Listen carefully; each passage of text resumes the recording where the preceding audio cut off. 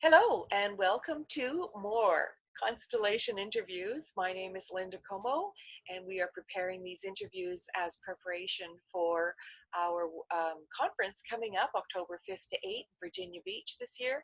We are so excited.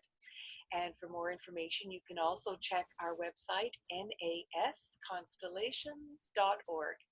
And today with me, I have Linda Baker. Linda's workshop is Emotional Wellbeing, Creativity, and Learning, a workshop using the systemic lens in schools. Welcome, Linda.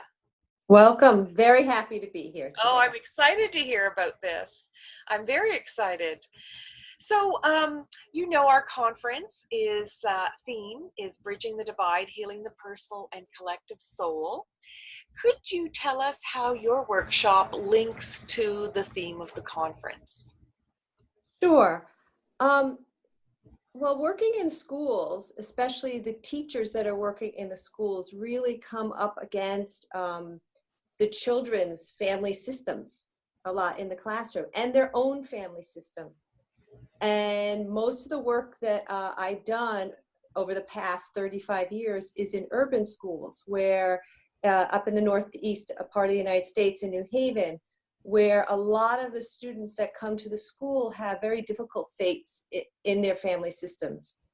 And so I think that this workshop really speaks to that, because the workshop I'm doing, because this is the first step when children come into the school and come in with their systems. And if teachers have more self-awareness about themselves and the children, it really can help them in terms of their own creativity and learning. Very exciting. So what are you planning for your workshop? Well, it'll be mostly an experiential workshop. It will kind of be run like the last 3 years I've run hour-long teacher circle workshops for teachers that has a guided imagery component to it, some systemic exercises, activities, and then creative activities. And then it really, last year it was even more systematic, that we did 2 months on every one of the orders. And then those teachers use that experience in the classroom. So you'll get kind of a experience of that. And then I will have a small portion where I'll be sharing, I don't believe in death by PowerPoint, but I will be sharing some of how that, these workshops that I did with not only teachers, but in the classroom with students and with parents and with staff and with leadership, and how that translated into the school. What happened in the school when I did that, and some documentation of that. Wow, that sounds very exciting. Can you give us a couple of examples of the outcome of all this preparation and work? An example of what I did with the teachers, or what I did with the kids in the school? Maybe one of each, Linda? Okay, so one of the activities I worked in, we identified through our mental health team this last year that the third grade was the students that had sort of a lot of difficulty with social emotional regulation and difficulty in classroom community. So I went in once a week to all third grade classrooms. An example of something that I did in the very beginning is the kids have this activity in the morning called Crew, where everyone sits in a circle. And we did some very simple breathing exercises with the kids, and I did a little guided imagery about their families. And then they took circles and they drew all the support that they had and all the people that helped them in their family. And then they hung them up in the classroom. And those stayed up in the classroom. And so they were viewed by the children all year long. Another example is we have something called feeling thermometers in the classroom, where when kids are, come in the morning and they kind of use a clothespin to kind of let the teacher know sort of how they're feeling and what's going on. So that developed, that's a very beginning exercise, and it developed into the end to a book that I've written about belonging, and the children illustrated that book and then shared it with each other. They did quilts in which they had quilts of belonging. So we did some of the other orders too, but we sort of had this, circle up, do some kind of exercise, and then creative activity that then continued on into the sort of system of the classroom. Wow. Now, what would be the impact from the beginning of the year to the end of the year then? What did you notice? I did a little actually survey from the beginning to the end of the year, and we asked some questions, and there was definitely a movement with how the students were with each other. But also, you see, I'm doing not that particular exercise, but exercises with teachers too. So then I start hearing the teachers saying things at meetings like, well, we know that we have to honor the family system. We have to honor the parents. We have to include them. Because a lot of times what happens when kids have difficult fate is that teachers can form from their own family systems judgment about those students and judgment about those parents. But I thought that shift, and what we saw actually was not only a great a nice shift in the sort of collective feeling around the classroom, but actually our school's test scores went up pretty high actually. Wow. There was a big change in test scores. So there was actually dramatic, and then teachers started to do things on their own. You know, things started happening in the school. I didn't even know what, you know, I didn't find out till later, you know, which was actually the best thing for me actually. Now, Because this was a school that you were the librarian, is that correct? I was the school counselor there, but Okay. I was a teacher before. I was a teacher before that. Okay. Oh, it's your husband that's the librarian. Yes, my husband. Okay. Getting my conversation mixed up. Yeah. Yeah. Oh my gosh. So what about what kind of results happened with the teachers in addition to what you've mentioned when you did this with teachers? Well, it was an interesting dynamic because I had a core group of teachers, about 55 teachers in the school. It's a big school with about 650 students, kindergarten, pre-K actually through 8th grade. And so I had a core of teachers that kind of stayed with me over the course of these 3 years. And they sort of started to do their own exercises in the classroom and use their own lenses in the classroom. I also had sort of a group of teachers that I would call the resistors, you know, to this, of course, you know. Of course. So that was an interesting dynamic between the two of them. Because I tried in the beginning with the whole staff, and there was definitely some resistors in there, you know.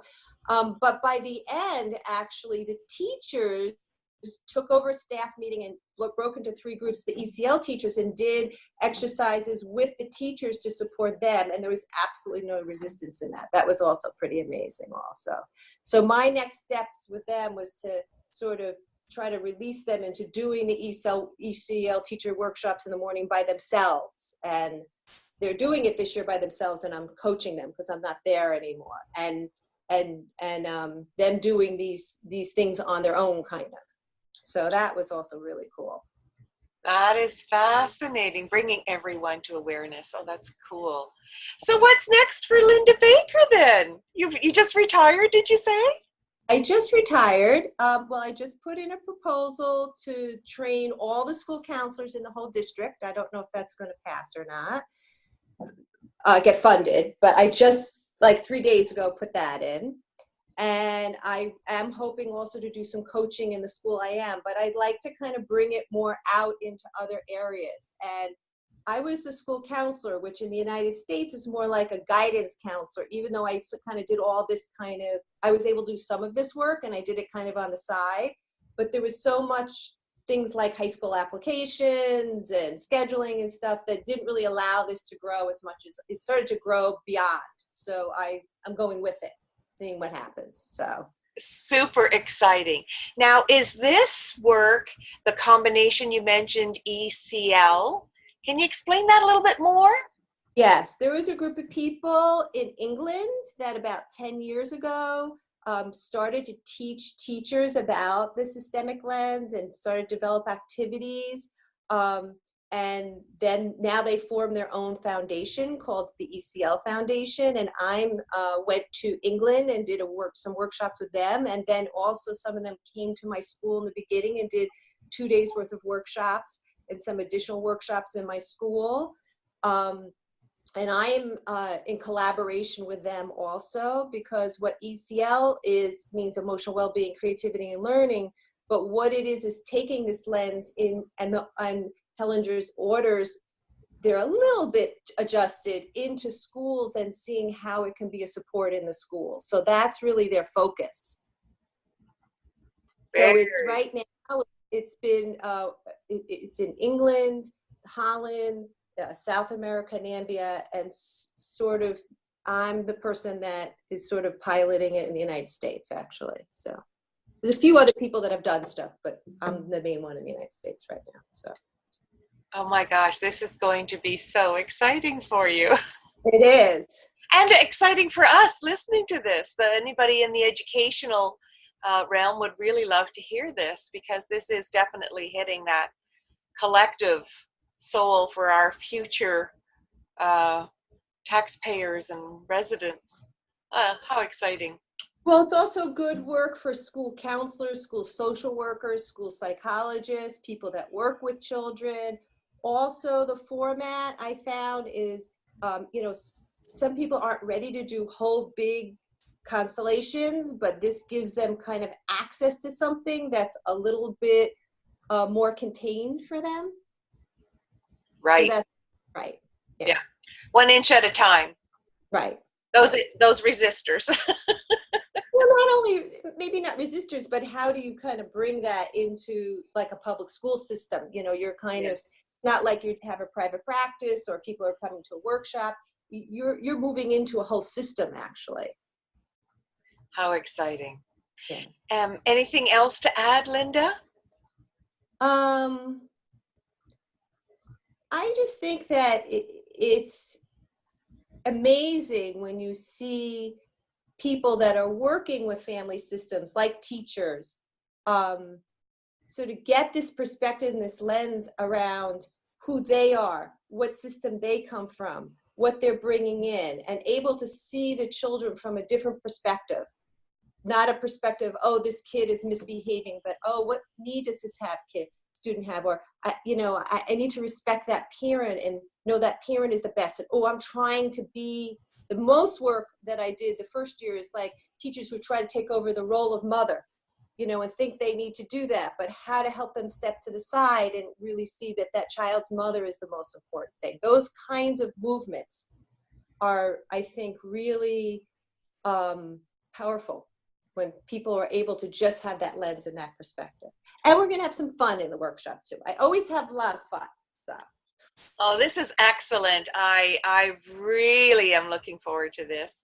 You've done an excellent explanation, and it will definitely be inspiring to spread the word through teachers, as well as give them tools so that they're not so frustrated with teaching.